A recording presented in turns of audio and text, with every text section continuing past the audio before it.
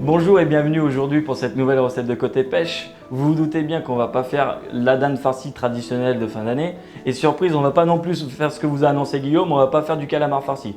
Ce que je vous propose aujourd'hui, c'est de faire une recette assez goûteuse et assez originale à base de viande et de poisson. Et donc on va faire un rable de lapin farci par du calamar. Donc on va démarrer la recette par notre velouté de cèpe. Alors pour ça, on va utiliser des cèpes que vous allez trouver sur le marché, un filet d'huile d'olive avec des échalotes ciselées.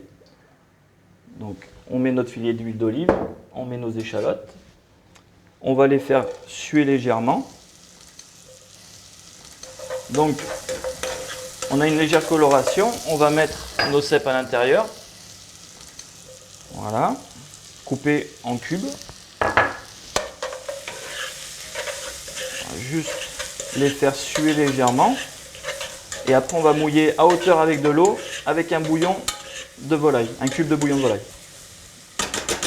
Donc voilà, on va mouiller avec un peu d'eau, à hauteur.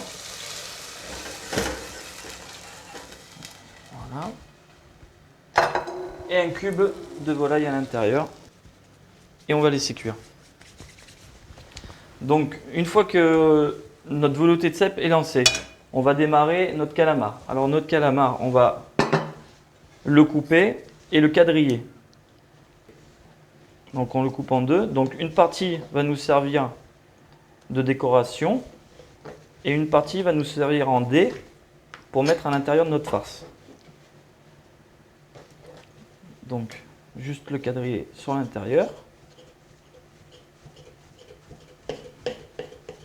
Voilà. Alors, on n'appuie pas trop avec le couteau, juste donner la marque légèrement quadrillée. Un filet d'huile d'olive dans notre casserole et on va bien le faire colorer. Voilà.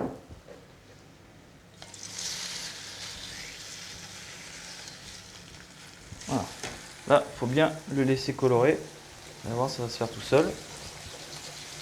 Donc en même temps que ça cuit, on va préparer les têtes. Donc on va juste enlever un petit peu de noir sur les têtes, là, légèrement. Hop. Et on va les mettre à cuire en même temps et les faire colorer de la même façon.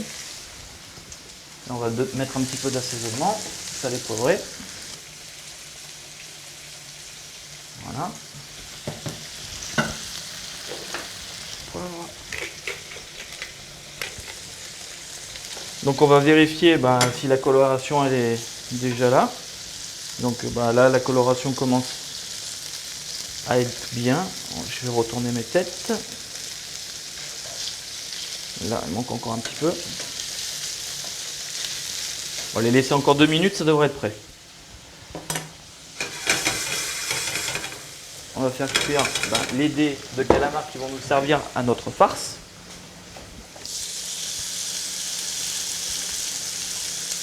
Voilà.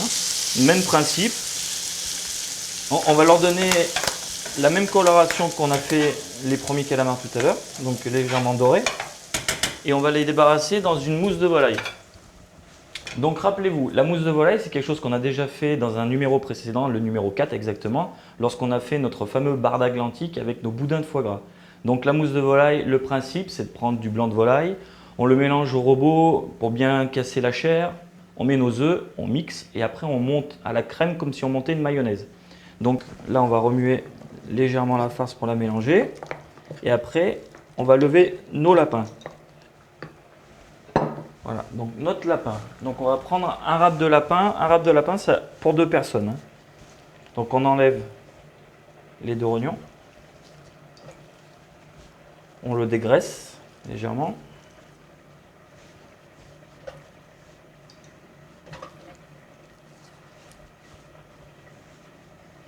Alors, généralement, il y a de la graisse sur l'intérieur et de la graisse. Ah là, il n'y en a pas. Mais parfois, il y a de la graisse sur l'extérieur aussi. Donc une fois qu'on a fait ça, 2 parties, on enlève les petits filets qui sont sur le dessus et qui longent la colonne vertébrale. Alors on a un petit filet ici et on a l'identique de l'autre côté. Voilà. On retourne notre lapin Et après, on va suivre la colonne vertébrale. C'est-à-dire, on donne un coup de couteau sur le dessus. On suit la colonne. Et après, on suit les côtes. Voilà. Donc, pareil de l'autre côté. Un coup de couteau. Une fois qu'on est là, on suit la colonne vertébrale jusqu'au bout. Et après, on a toujours deux petites côtes qui partent ici. On prend le couteau à plat. Et on enlève les deux petites côtes qui sont ici. Là, on se retrouve maintenant avec un rable qui est propre. Quand je dis propre, c'est-à-dire qu'on peut le manger, il n'y a aucun os à l'intérieur. Et il ne me reste plus qu'à le farcir. Donc on met juste une bonne cuillère, tout simplement. Voilà. On le roule. Avec de la ficelle du boucher, la ficelle à rôti. Donc on le ficelle.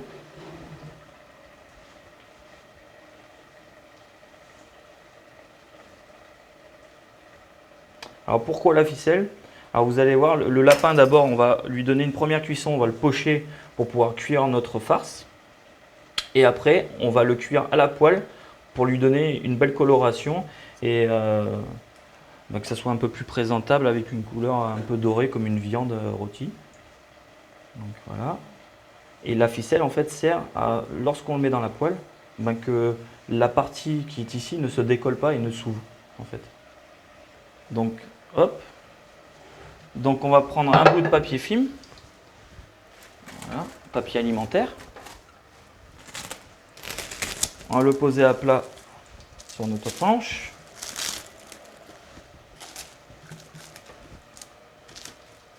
On met notre lapin sur le dessus. Donc première partie, on replie sur le lapin. On pousse légèrement avec les doigts. On roule.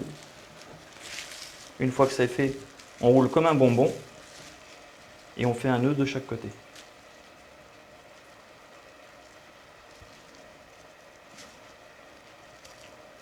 Voilà.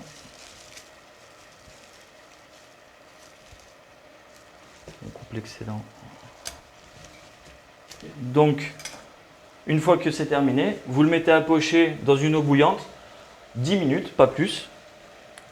Ce que je vous propose, c'est qu'on va attaquer notre garniture. Donc aujourd'hui, notre garniture, c'est des gnocchis de pommes de terre. Je vais un peu débarrasser mon plan de travail parce qu'on a 10 minutes de cuisson devant nous. Et on va pouvoir attaquer nos gnocchis dans la foulée.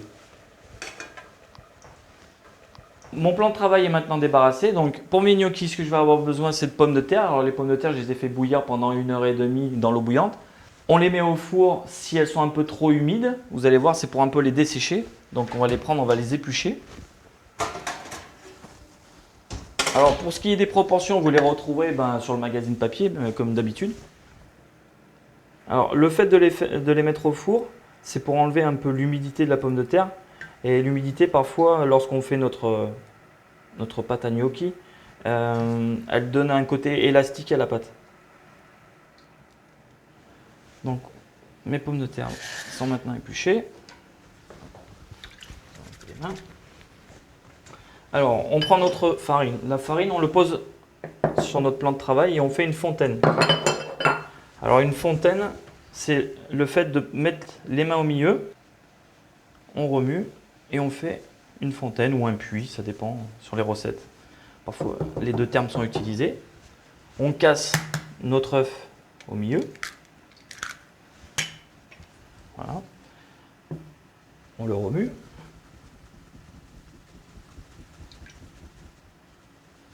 Une fois qu'on a fait ça, on sale légèrement, pas trop salé. On poivre. Alors pourquoi pas trop salé? Parce qu'on va rajouter du parmesan. Et le parmesan va apporter déjà pas mal de sel au gnocchi. Voilà. Et une fois qu'on a fait ça, on va mettre nos pommes de terre par-dessus. Donc on va prendre notre passette.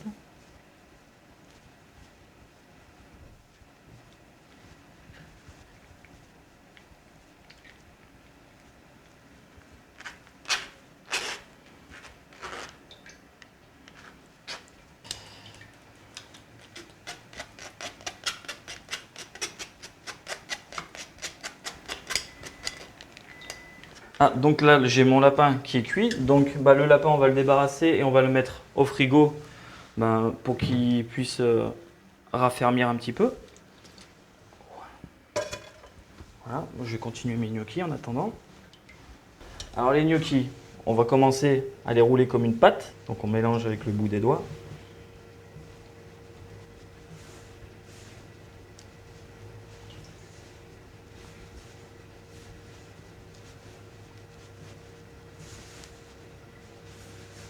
Donc dommage que vous n'ayez pas derrière votre écran l'odeur du parmesan qui vous monte au nez parce que c'est quelque chose de bien sympa. Donc maintenant que la boule est prête, on met un peu de farine sur notre plan de travail. On coupe notre boule en deux. Et vous l'étalez comme un boudin. Alors la différence qu'il va y avoir, c'est que comparé aux gnocchis à l'italienne qui sont de Milan, je crois, c'est que je ne vais pas les rouler à la fourchette. Donc, bien faire un boudin uniforme. Voilà. Et avec notre spatule, on va les couper vraiment de taille égale.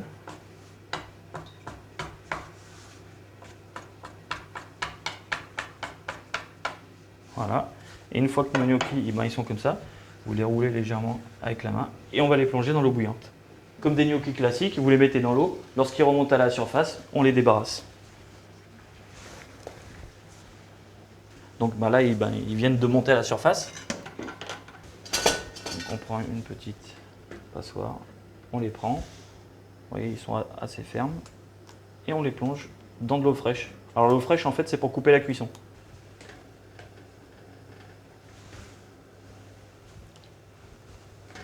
Donc voilà. Donc maintenant qu'ils sont là, donc on va juste enlever l'eau. Voilà. Et on va les faire poêler à l'huile d'olive pour leur donner leur coloration. Donc pour les faire poêler, on va les faire poêler dans un feu vif. Donc on va le mettre sur le gros feu. Un peu d'huile d'olive. Voilà. Tout petit peu d'huile d'olive. On va bien faire chauffer la poêle. Alors je vous précise que la poêle, il faut une poêle anti-adhésive, parce que les gnocchis malgré tout ça colle légèrement. Voilà. Alors, 2 petites noisettes de beurre, ça va accélérer la coloration. Et on va les laisser colorer légèrement et on va également colorer dans la même poêle, on va colorer nos lapins que j'ai mis au frigo. On va les mettre sur le côté pour leur donner également une coloration.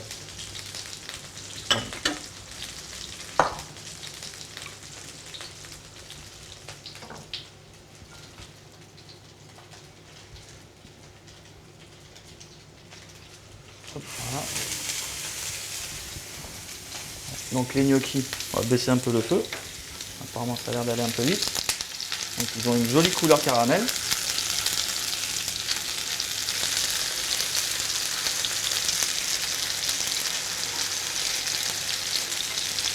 Maintenant notre recette touche à sa fin. Donc les éléments commencent quasiment à être tous prêts. Les gnocchis sont quasiment prêts. Les lapins vont bientôt être dorés uniformément. Ce que je vais faire, c'est que je vais mixer mon velouté de cèpe à part et vous verrez, il va prendre une couleur ambrée dans la casserole à la fin. Et par contre, ce que j'ai fait avant que je démarre la recette, j'ai fait un petit jus au foie gras. Alors le petit jus au foie gras, c'est simplement un jus de viande. Alors comme je vous le dis souvent, un jus de rôti, un jus de poulet, rôti de porc, rôti de veau, poulet que vous gardez au congélateur. Là, vous allez le sortir pour cette recette-là. Vous mettez du foie gras cru à l'intérieur, on fait bouillir, on mixe avec un petit blender et vous allez voir, ça va vous donner une sauce avec un bon goût de foie gras qui se mariera très très bien avec la viande. Donc je vais terminer tout ça, je vais mettre sur une plaque, au four comme d'habitude, à réchauffer et on va attaquer le dressage de nos assiettes.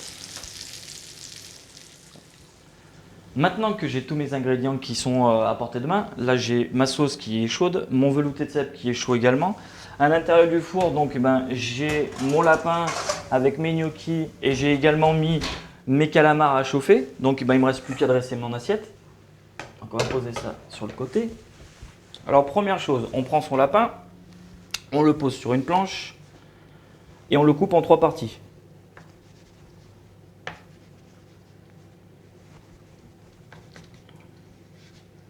Voilà. Une fois qu'il est coupé en 3, on le met sur notre assiette. Donc une fois qu'on a fait la première assiette, on va faire notre deuxième assiette.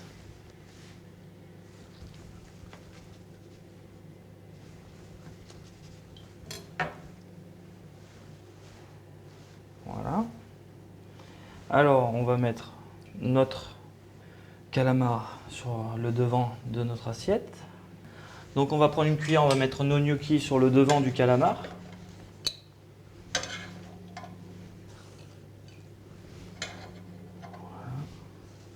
Alors il nous reste à mettre, notre petit rognon avec notre tête de calamar. Et il ne reste plus qu'à mettre les sauces. Alors on va commencer par le velouté de cèpe. Alors le velouté de cèpe, on va le mettre sur la viande. Voilà, ça nappe bien. Et après, on va prendre notre sauce foie gras. Et puis on va faire un simple filet autour. Voilà. Hop. Alors comme c'est une période de fête, ce que je peux vous proposer, c'est d'avoir un petit peu de truffe à côté. Je sais que ça coûte un petit peu cher, mais bon, parfois c'est bien de se faire plaisir. Alors on prend un petit peu de truffe avec un petit peu d'huile de truffe et on en pose un petit peu sur l'assiette. Voilà, ça va donner un bon goût, une belle odeur et ça ne sera que meilleur. Eh bien, je viens de vous présenter une recette de râpe de lapin farci au calamar avec sa polée de gnocchi, son velouté de cèpe et son jus au foie gras. J'espère que vous profiterez de cette recette entre amis. Et quant à moi, je vous souhaite de joyeuses fêtes de fin d'année et je vous donne rendez-vous au prochain numéro.